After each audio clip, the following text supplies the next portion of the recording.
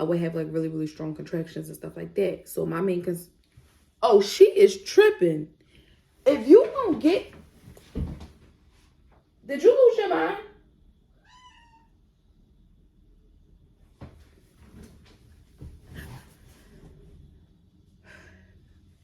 I've never seen that cat jump up there like that a day in my life. Like, I've never seen her get on my counter at all. She playing. She about to be at the SPCA. Got me all side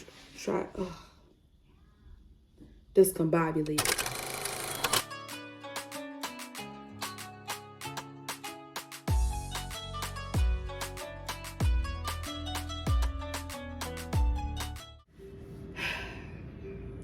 Okay. So, I am finally making my labor and delivery vlog.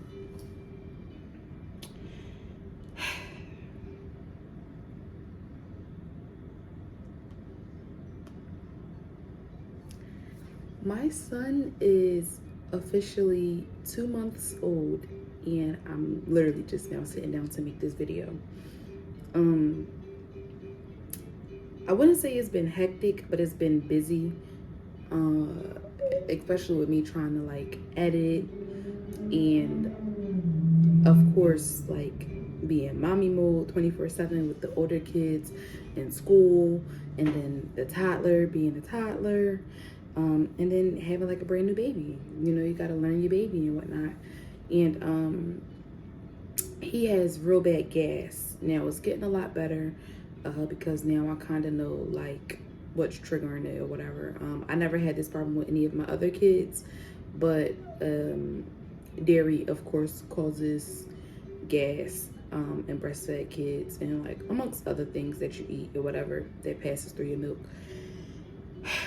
But yeah, I feel like if you're a returning subscriber, then you would kind of know the history, you know, of my pregnancy. But for the new people that is here that may click on this video, this pregnancy was not the easiest for me. This was the most complicated pregnancy that I've had ever. And he is baby number 4.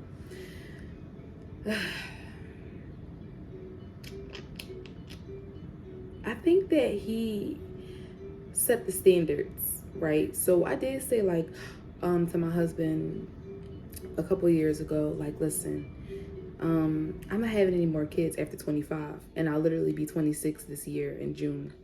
So I'm like, yeah, my youngest literally just made the cut. But even if I wanted to like double back and be like, oh my goodness, I'm having baby fever, maybe let's have another one. No. Being pregnant with him almost took me out. I feel like his music to his chair is mad loud. Hold on, let me turn it up. All right.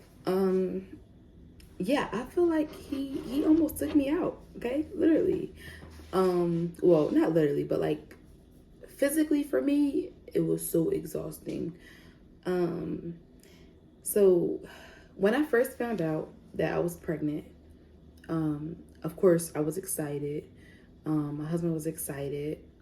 We had not too long ago just moved in our new place. We were still getting settled in and whatnot. And yeah, that happened. For like the first, I want to say 4 to 5 months, I was sick as a dog. Like, some people say that their morning sickness come and go. My morning sickness was there to stay. Now, what I was very familiar with was not being able to like eat in the first like, you know, couple of months and stuff like that. I was very familiar with that with all of my other pregnancies that happened. A lot of smells turned me off, and I just didn't want to eat like at all. And I got past it quick, fast, in a hurry. With him, no, it lingered. I wasn't able to eat for a very long time. I was very, very sick and nauseous, and I've been sick and nauseous in previous pregnancies, but never that long and never that extreme. I would be nauseous but never throw up in my other pregnancies. With him, I excuse me, I was literally thrown up. Like, it got to the point where brushing my teeth was a challenge for me. Like, of course I was still brushing my teeth because I wasn't about to walk around with no stinky breath. But like, to actually like brush and scrub my tongue, I had to do it like really, really fast because one morning I was literally brushing my teeth and the bathroom is right next to Skylar's room, and it made me sick. And she heard me and she's like, Mom, are you okay? Are you okay? And of course I can't reply because I'm throwing up. And I just was like, I'm okay. And she was like, oh my goodness. So now my kids, they were like, when I was pregnant and I'd be like, I'm going to go lay down, I don't feel good. They'd be like, oh, do you have morning sickness? And I'm like, mind your business, okay? But yeah, with the youngest, with Junior, I had really bad sciatic nerve. Now I did have sciatic nerve with my son. So okay, let me break it down once again for the people that know. My oldest daughter, she's 7. Her name is Skylar Rose, but she likes to be called Sky. My second is my boy, and his name is Uriah. He's 5. And then my third is my girl, and her name is Nicole, and she's 3. And then the last but not least, baby Nuggy, aka Nicholas Jr., and he is 2 months.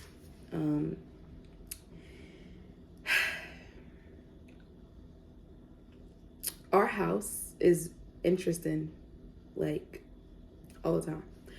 All of these different personalities, and sometimes it does get overwhelming, but it just fills my heart because it's like I get to see my kids grow up. I get to see them interact with each other and stuff like that. Okay, this is not what this video is about. Let me not get like all mommy mushy or whatever. Labor and delivery. So when I found out I was pregnant with Junior, I was happy, of course. Husband was happy, of course. We waited a little bit to tell the family and stuff like that. Not that long, but because I can't keep my mouth shut. He wanted to wait longer to tell them, but I can't keep my mouth shut, clearly. And then if I tell my mom, then my mom tell everybody. So I just was like, whatever. After I told my mom, I chalked it up to it not even being a secret anymore.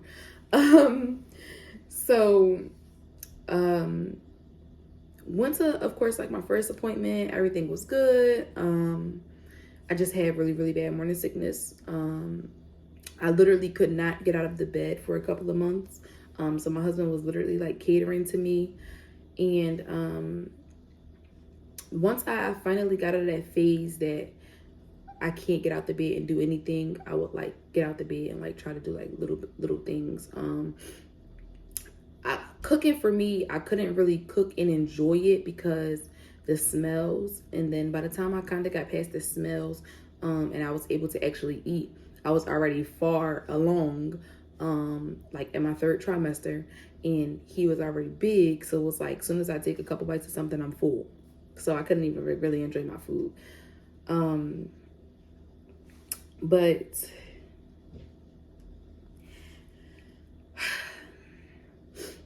for the longest, here is the 3-year-old now, Nicole. She's up and she's coming downstairs. So y'all will definitely hear her in the video. Y'all will hear the baby in the video because I'm currently home alone with just them 2. So y'all will hear them. I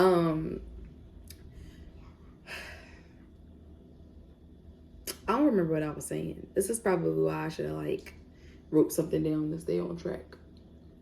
But anyway, the first time that I cooked while I was feeling okay was actually Thanksgiving. And I wasn't sick. I didn't feel nauseous. The only thing was, for some reason, which we didn't like know why. Well, I guess we kind of knew why, right? All of the hormones and stuff like that. My doctor said that it could have been like my blood sugar rising too fast or dropping too low or something like that. But randomly, I would get like really, really hot and sweat. My cat is bugging me right now. But I would get like really, really sweaty and clammy, and then I would just get like really lightheaded and feel like I'm about to pass out. So I was nervous cooking Thanksgiving because I didn't know how I was going to feel, because prior to that, when I would cook dinner, I would like try to hurry up and cook it before I start feeling sick or before I started feeling like, lightheaded. It was like instances where, I'll give one example. When I was cooking dinner one night and I had cooked everything, I was just frying chicken and I was literally finishing up, and I started feeling like really, really faint. So I told my husband, like, you're gonna have to fry the rest of this chicken because I have to go and lay down. And it would literally be instances where I just feel really, really bad immediately and had to go lay down because I felt horrible. It was very, very scary for me.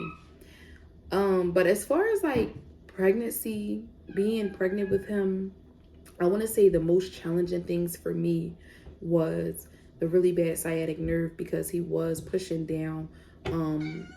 Yes, Oreo. What's wrong? What's wrong? What? Jeez. But he was pushing down a lot, very hard. He was pushing down. I actually ended up getting induced at 39 weeks because I'm like, I can't take it anymore. So at my doctor's appointment when I was 38 weeks, I went and I got my membrane stripped. And when I got that done, before I got that done, I was already having contractions. I was having like a lot of, I was having like a lot of Braxton Hicks, and then they started like getting more intense. But they call it predermal labor, I believe, or something like that. I was having early labor, and get off of my plug.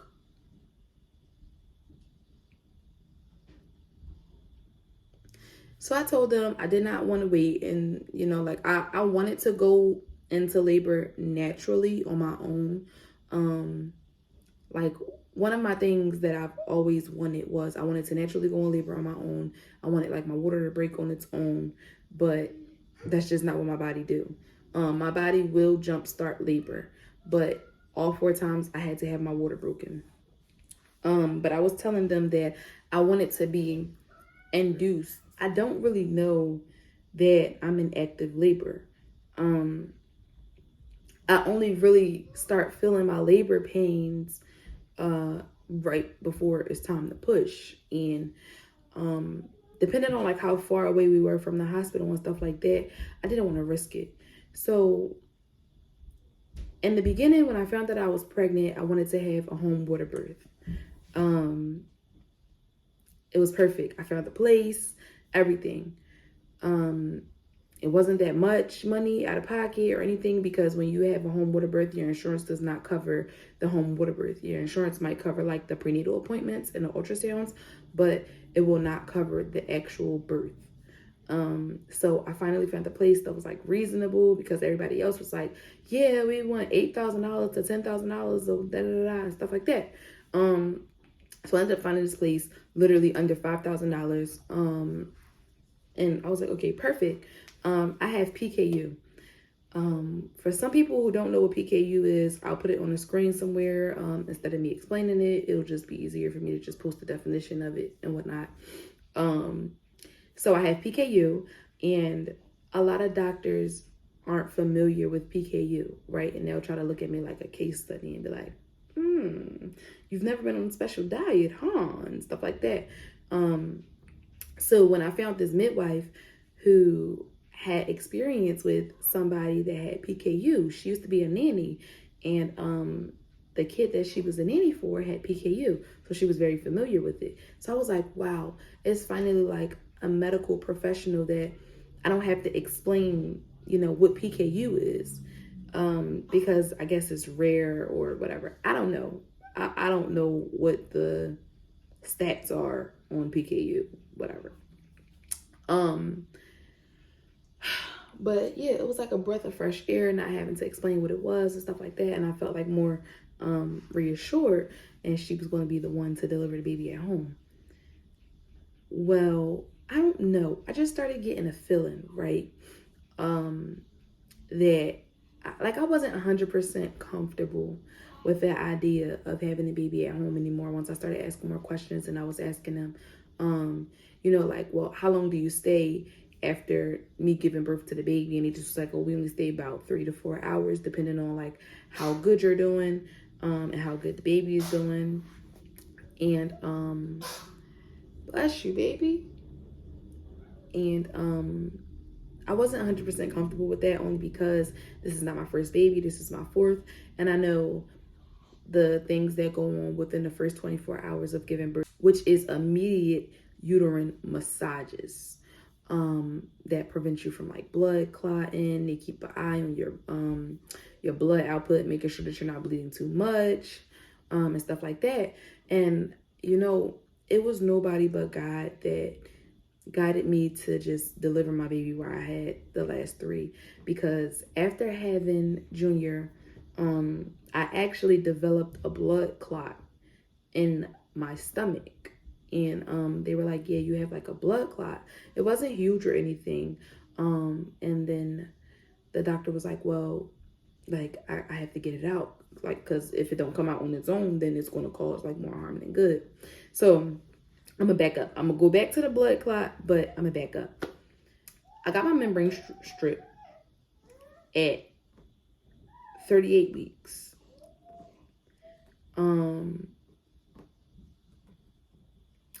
And after that, it brought on stronger contractions. And I was literally in labor for over a week. And I'm talking like consistent contractions and all, on top of like him pushing down and stuff like that. So it made me nervous, because I know like how fast I can have a baby. Like I could go from 0 to 10 really quick, when it comes to having a baby. So I was nervous. So we ended up going to labor and delivery, I think on a Wednesday. We went on a Wednesday. Mind you, this is all a week before I'm actually scheduled to get induced. Went to labor and delivery, and they were like, well, we see that you're having contractions, but they're not consistent enough for us to like keep you. Like we can't induce you before 39 weeks, because like we would get in trouble. Because if something was to happen to you or the baby, like we would get in trouble medically. You have to wait until you're 39 weeks to be induced.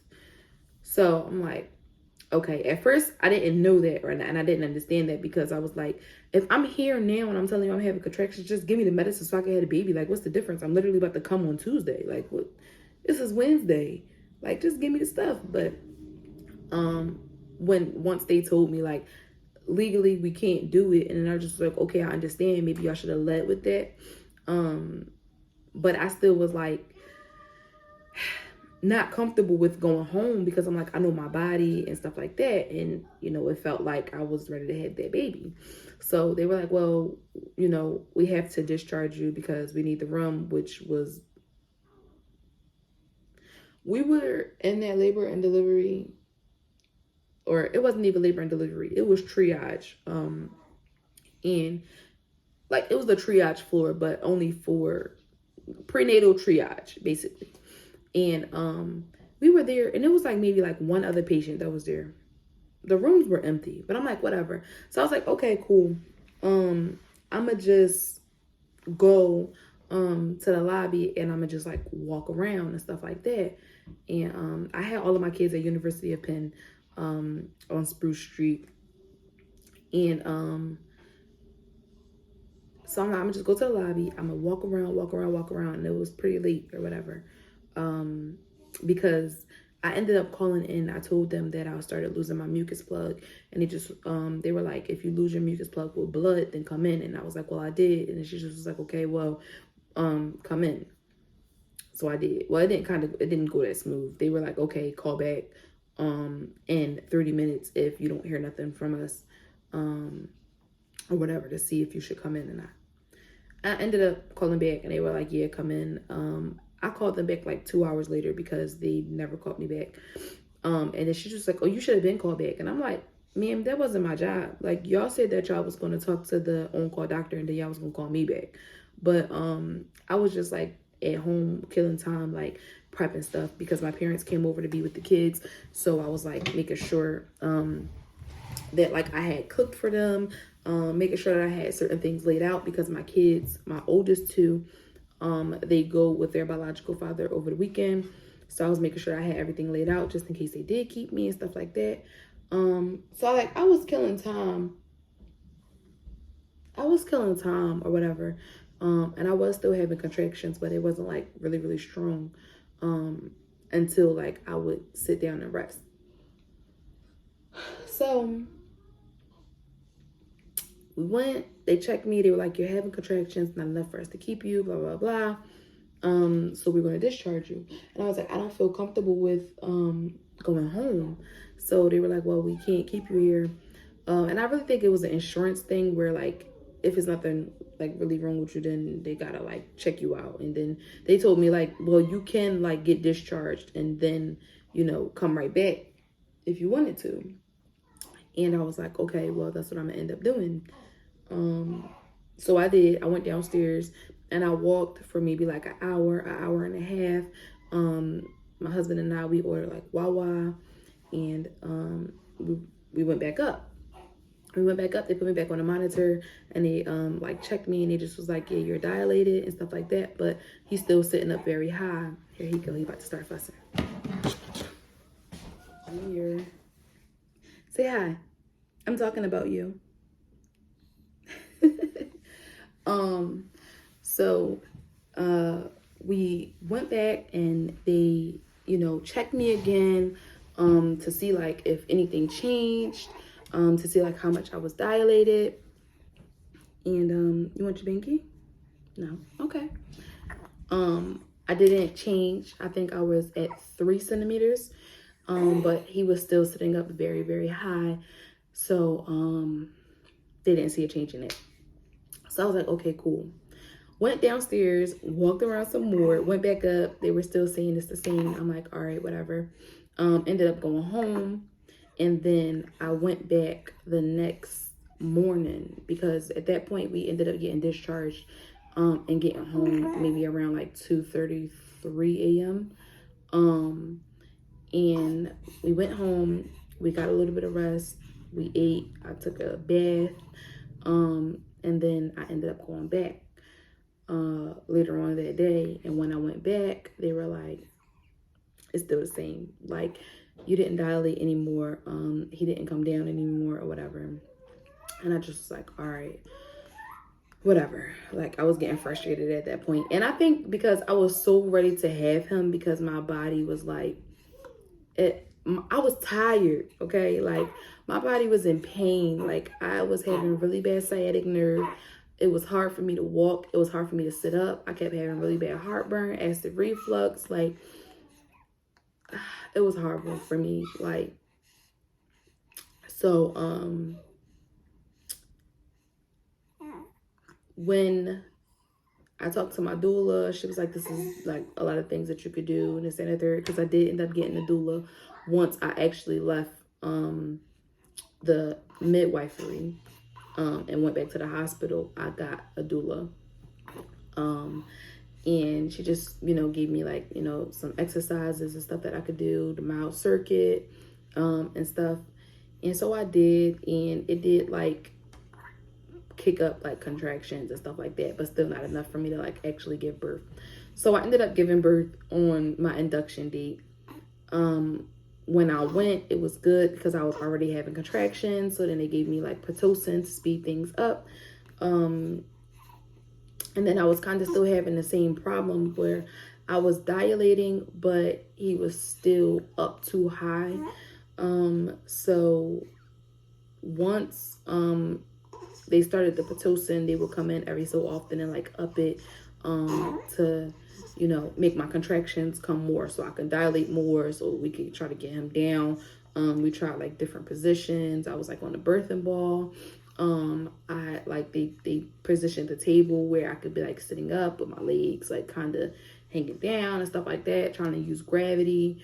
And then I was telling them, like, listen, it feels like he is like literally like pushing down, like he's right there. And he, you know, checked me and was like, not quite, like he's still up pretty high. So then my doula was like, okay, like you having consistent contractions and whatnot. And my contractions, I'm not gonna lie and say that they didn't hurt, because this time they did hurt. They were more intense, but they weren't unbearable. I still went 100% natural. The only medicine I had was Pitocin to kick up the contractions. That's it. I didn't have any pain medicine during labor and delivery or anything. So my doula was like, let's try this. And she just was like, turn around on the bed and kind of like be on your knees, like, you know, or whatever. So the bed was like sitting up or whatever, like it was literally sitting up. And I turned around and I was like kind of hanging off the bed. So I was like leaning forward off the bed with my knees in the bed. And I was literally like that for maybe like not even a full 2 minutes. And I had like 3 contractions, I want to say, maybe 3 contractions. And that last contraction, I was like, I gotta push. And mind you, before I turned that way, the doctor had literally just checked me, and she just was like, like you're still at 5 centimeters, and he's still a little bit high. Mind you, within all 5 minutes, he's a little bit high. So then once I actually turned around and leaned over the bed, it was like I just needed to shift them around or something. Like it was go time. And I went from 5 centimeters to 10 centimeters in under like 3 minutes, literally. And I was like, I feel like I gotta push. And the doctor was like, it's okay. If you feel like you gotta push, then go ahead and start pushing. While they were like getting the room and everything together, Nicole just came downstairs. Hi, baby. Thank you. So, what's up? I need to change you? Yeah. Can I have a kiss? So, now let me hurry up and finish, because now I have both. Say hi. Yeah. Hi. No, get off of my keyboard. So, once I did that, she just was like, go ahead, start pushing while we get set up. And by the time they got everything set up, I did like push a couple of times while I was in that position. And, I was like, I gotta turn around. Like I was only in that position for maybe like 2 minutes, if not less. And I was like, I have to turn around. And then as soon as I turned around, they had everything ready. And she just was like, okay, go ahead, start pushing.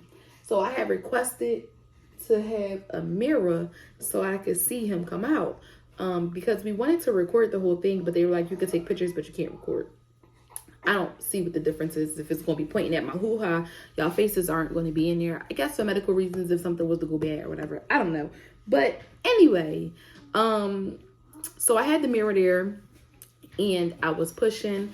My husband ended up calling my mom on FaceTime. I did not know my mom was on the phone. So I'm over here cussing. And I can't even remember what I said though, but I know like when I was pushing, of course, anybody that had a baby would know, like when you first push and that baby head is right there, you feel the ring of fire. And I felt the ring of fire. So while I was pushing through the ring of fire, but still like trying to chill, not trying to like, once again, it's not my first baby, right? And I didn't tear with any, so I wasn't trying to like force it. So I was really trying to like relax. Hon, give it here. Yeah, dad is not here, so I have to open it for you. I was like, I don't know what I said. I'm not even gonna lie to y'all. I can't remember. But I know that I had my eyes closed and I was focused. And they were like telling me, here, baby. Here you go. They were telling me like, go ahead and push, go ahead and push. And I was like, nah, I'm gonna wait till this contraction comes so I can push. Like, I'm not about to, you know, force it or anything. Like, I'm not about to tear and all that. Don't throw up. So His head ended up getting stuck. I don't know if, like, I was exhausted from being like up and having contractions that whole week prior to not really getting any sleep, because I didn't even mention that I had really bad insomnia for like the last 2 or 3 months of being pregnant with him. So I would literally be up all night. I was exhausted, and I don't know, I just could not push anymore. But then I'm like, all right, like, I know the longer he's just sitting there while I'm not pushing could cause complications with me, with him. So I'm like, all right, I'm talking to myself in my head, right? And everybody's talking to me, the doctors, my doula, my husband, they talking to me. I hear them, but it's like they all were in like a bubble, right? Because I'm like, I'm talking to myself in my head, like, listen, you gotta get your head in the game. Like, you gotta push this baby out, because can't nobody else do it but you. Like, you gotta get him out. His head is already right there. Like, you already see his head.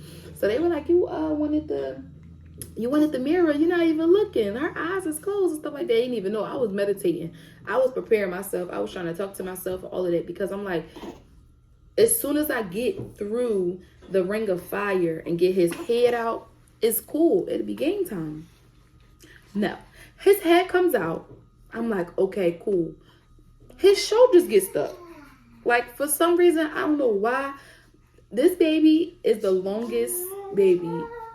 Like, he took the longest to come out. While all of my other kids, it was like push here. Like, literally, like within the blink of an eye. With him, his head got stuck. Then I was like, okay, got his head through. His shoulders got stuck. And then I'm like, oh my goodness. Like, so I'm like, at this point, like, his head is out. Do y'all goddamn job. Get him out. Like, pull him out. But then, of course, like, they don't want to just go ahead and pull him out, because then if they would have hurt my baby arm or something, then I would have been in that hospital on go. But anyway, I ended up, just gave myself another little pep talk. Did one good push, and his shoulders got by. As soon as his shoulders got by, he just slid on out. He was 7 pounds and 12 ounces. The biggest baby that I had, 19 and a half inches long. The biggest baby that I had. Right, son? So, I feel like that was really it. Like, it was an experience. And don't get me wrong, I loved being pregnant. I love creating my baby. I love feeling him inside of me. It's just that I didn't like the pain side of it all, of like the sciatic nerve, or the being sick, not being able to eat, not being able to sleep, and just being like really, really uncomfortable in my own body, because like he was big, and it was like, if I sit up, I can't breathe. If I lay down, I can't breathe. If I lay on my side, my leg go to sleep, and this, that, and the third. It was a lot for me physically. But mentally and emotionally, I absolutely love being pregnant. I just won't do it again. Yeah. With the whole, I really wanted to have a home water birth. And I said once, like, I got settled and stuff like that, and finally had another kid, I would have a home water birth. And then I was like, this is perfect. Like, we just moved in our own house. We have our own space. We can have like this intimate home water birth. And then I just was like, everything was telling me, but it was nothing but God, because I got that blood clot after I had him. And it was nothing but God, because had I been home and I had a blood clot after I had him, like, we wouldn't have known, because they had to, they were checking me per usual, doing the massages. Get off my oven. They were doing the massages, and then one of the nurse, she went and got like a doctor and was like, yeah, like, she's bleeding like a little bit more than we would like. And then he just went, got the ultrasound machine, and he just was like, oh yeah, there's a blood clot right there. So then when he came back in, he was like, I'll be back or whatever. And when he came back in, he was like, I'm gonna have to give you some morphine, so excuse me, so that you know, you won't be in pain while I get this blood clot out, because I have to literally dig my hand inside of you and like scoop it out. And I was like, I'm okay. I don't need no morphine. Like I pushed this whole 7-pound baby out with no pain medicine, so like just go ahead and get the blood clot out. And he just was like, are you sure, because it's going to be very painful? And I'm like, I'm sure, like just go ahead and do it. And the whole time my husband was there and he was very, very supportive, but when they came in talking about the blood clot, he was asleep and I didn't want to bother him. And I knew that if I needed him, all I had to do was say something and he would have woke up, like literally right then and there. And I still, I'm sorry, y'all, Nicole is being loud. But I still believe that my husband was asleep, but he was conscious. Like he heard everything that was going on anyway. So the doctor, you know, ended up going in. He got the blood clot out, and he just was like, "Are you okay?" And I'm like, "Yeah, I'm fine." He's like, "Oh, I thought that you would have been like screaming or something." And I was like, "No." Like it was very uncomfortable, but it was bearable. Like you was about to give me morphine for no reason. Like what? I'm not a big medicine person. If I can do it naturally, I will. Now, what I can say is after I had him, I did need Tylenol and Motrin because I was very, very, very crampy. Now, I know it's normal to be crampy after you have a baby, but I was crampier than normal, and I do believe I didn't need it until after he went in and got the blood clot, and I do believe that did make me like extra crampy, and then you already get crampier when you're breastfeeding. And I was also breastfeeding, and he started actually cluster feeding while we were in the hospital, so I was like, yeah, just give me the Tylenol and the Motrin or whatever. And I was taking that maybe for like a couple of days even after I got home. No longer than like a week I was taking it. And then afterwards I was fine. So moral of the story is he was the toughest and the biggest baby. He gave me a run for my money, and I'm okay with not having another baby. We have our hands full right now anyway. And I feel like all of our kids are at like good ages. They're all like perfectly spaced out. And so yeah, but like we're literally just, you know, having fun with all of the kids, and we're learning him. And the kids are enjoying having a baby brother. The 3-year-old, she is like, maybe I'll wait till he get a little bit older. So when we first brought him home, she was not having it at all. She did not want any parts of it. But now, like when he'll cry, she'll show like attention to him. I would be like, here, hold the baby now, and she'll actually try to grab him and stuff like that. So I think that he was just too small for her, and she just was like, So now she interacts with him a lot more. But yeah, that's really it. I thank you guys so much for watching this video.